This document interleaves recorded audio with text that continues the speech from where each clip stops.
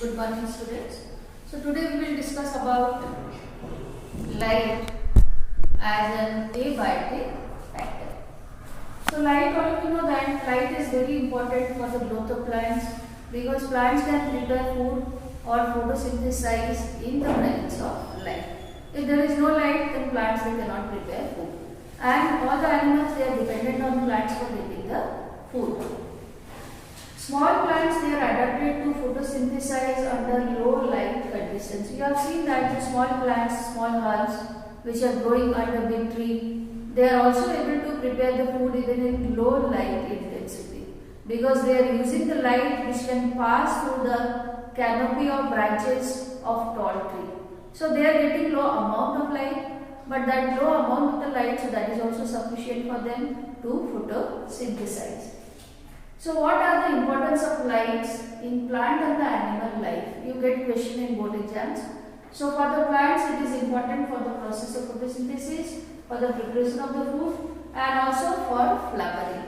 Depending on the duration of photo periods that the plant require, what is the length of the light periods, so that is called the photo period. We are classifying plants into three types: long day plant. There is a long duration of the light intensity they need for flowering, and the short day plants they need a short period of the light intensity for the process of flowering.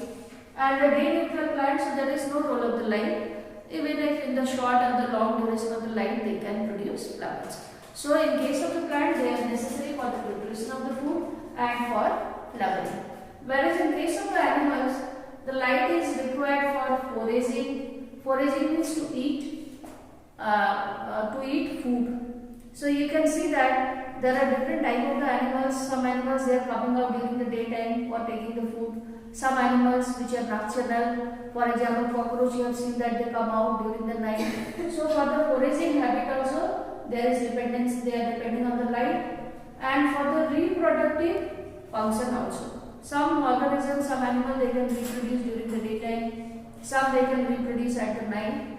And also the migratory activity. Migration means they are moving from one place to another place. So depending on the light, they are also moving. They can see the path or the route, and they are moving from one place to another place. Sun is the ultimate source of energy because directly the solar energy, so that is used by plants. Animals they are not directly using the solar energy for the preparation of the food. So sun is the ultimate source of energy because it is producing energy to the plant. From the plant the energy, so that is transferred to animals. When animals they are eating plants. But D means sea because in the sea or the ocean we can find out the depth, so that is many kilometers. And there the light, the visible light, so that is not penetrating. So how the plants which are found in the deep sea, they are able to survive because they are using the ultraviolet component of the spectrum of the light. For example, suppose you take the red algae. Red algae they are having the red pigments and they are using the red lights. Green algae, so that is not found in the deep sea. In the deep sea you can find brown algae or the red algae or the other colored algae because they are using the other component of the UV spectrum. Soil is another abiotic factor, and nature and properties of soil, so that is different in different places. Okay. So there are different type of soil, and in different type of the soil, different type of the plants they grow. For example, sandy soil, clay soil, loamy soil, and also the vegetation, so that is also different. So how soil is formed? Soil is formed by a weathering process. If there is strong water or the strong wind is there, then the rocks break to produce soil particles. And depending on the type of the mineral which is there in the rock, you can find out the soil they are also different. Different soil they are having different mineral composition, and depending on the mineral composition, the plants they also grow. Soil composition and the grain size determines percolation of water. You know that if the soil is not having water holding property, then plants they cannot grow in soil. For example, sandy soil, where the grain size is bigger, then the water will pass through the soil particles. And sandy soil is having less water holding capacity, so it is not good for growing plants.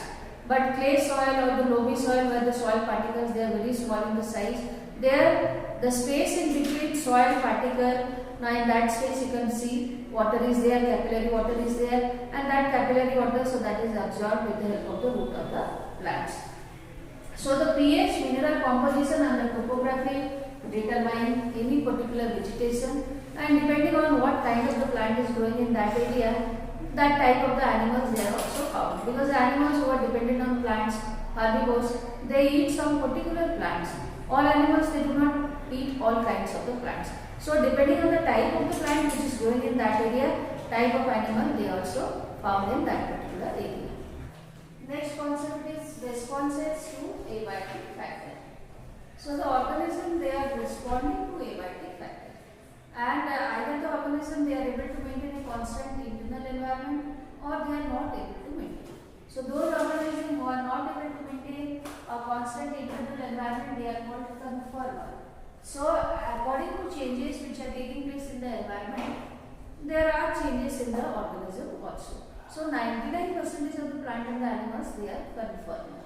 Okay, but there are some animals, for example the mammals and the human beings, birds, they can maintain constant internal environment and the process that is called homeostasis. For example, human beings, we have a constant internal temperature, so that is around 38 degrees centigrade. So that temperature, so that is maintained constantly. Okay, either naturally we are able to maintain the temperature or artificially also we are able to maintain. For example, during summer, when the temperature is the high, naturally how the body is able to maintain 38 degrees centigrade, so that is by sweating. In the process of sweating, there is evaporation of the water, and evaporation, you know, it causes cooling. So the temperature cool down. Or artificially, if you are sitting in AC, air conditioner, then also artificially you are able to maintain the temperature. Similarly, in the winter, now there is no clothes, proper clothes are not there, and the outside temperature, so that is very low. Then how the body is able to maintain the temperature? So that is by shivering. When the body is shivering, then there is the working of muscles, and when the muscles they are working, then there is a release of the heat, and the heat is able to maintain the constant internal environment. Otherwise, we are wearing woolen clothes, so that is the artificial means by which we are maintaining the temperature of the body. If the stressful conditions, so they are localized or for a short duration, then there are two ways how the organism they can survive. One is the migration, another is suspend. So what is migration? Migration is that is a process in which the organism they are moving from a place where there is stressful conditions to another place where the conditions they are favorable. But this is only for a short period of the time. Like for example, you might have seen that during winter, many migratory birds from the Siberia, from USA, they migrate to India. Why? Because the winter is severe in Siberia, and whereas in the India the winter, so that is favorable for them. So they migrate from Siberia to India during winter, so that these 2-3 months they will stay in India. Then again after 3 months, when the favorable condition returns there in Siberia, they are going back to the original place. So this is called migration. Similarly, many fish also, for example the hilsa fish, so that also migrate in sea to lay the eggs, and after hatching the young babies, again they are returning back to the original home. So the migration, so that is a process to overcome the stressful condition for a short period of time. Then suspend, this process it is taking place in bacteria, fungi and the lower plants. So you have to remember, because in board you will get indirect question. The question will be, name the process by which bacteria, fungi and the lower plant they overcome stressful condition for a short period of the time.